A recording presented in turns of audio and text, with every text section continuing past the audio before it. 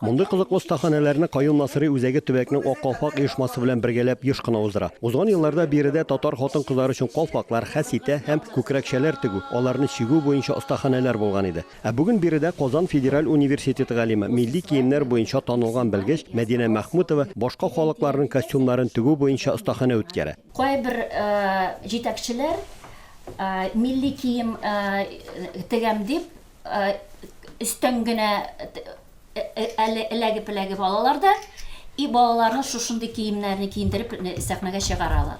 Карасаң, баш әйләнә башлый. Мәдинә ханым белдергәнчә, халыкларның милли киемнәреннән аларның кайсы географик яктылыкта яшәгәнен, нинди дин тотканлыкларын һәм хәтта кызларның кияүдә булу-булмауларын да белеп була икән. Мисал өчен, безнең янәшәбездә генә яшәүче чуаш кызларының баш киемендә менә шушындый элемент булса, ул тухыя дип атала һәм бу кызларның кияүгә чыкмаган күрсәтә.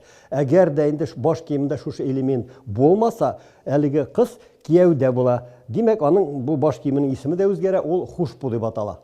Татар мәдәният үзәге матур һәм кызыклы күргәзмә оештыру өчен Казаннан 42 милләт киемендәге курчаклар алдырган. Ник соң без курчакларга тукталдык?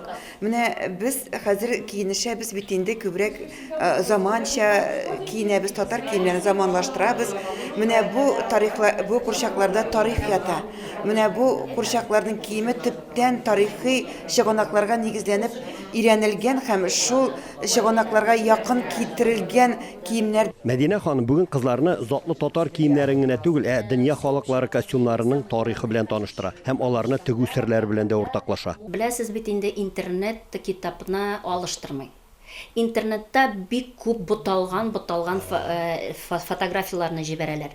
Һәммә минем библиотекада йөзләп китап менә шушындый милли киемнән кая гына барсам да, Чувашия, Мордовия, Удмуртия һәрбер милләт китапларын алып кайтам.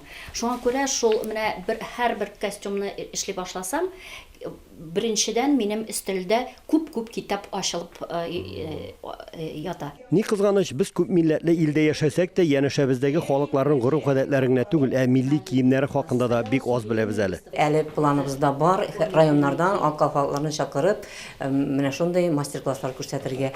Әле сөйләштек, менә Зума чыгабыз бу көннәрдә. Ульяновск татар мәдәният үзәгенең балалар сәнгать түгәрәге җитәкчесе Алсу Әлмәтова фикеренчә, Россиядә генә түгел, ерак һәм якын чит илләрдә яшәүчеләрнең милли киемнәрен тегүне, аның үзенчәлекләрен өйрәтүне балалардан башларга кирәк. Курсларга карабыз.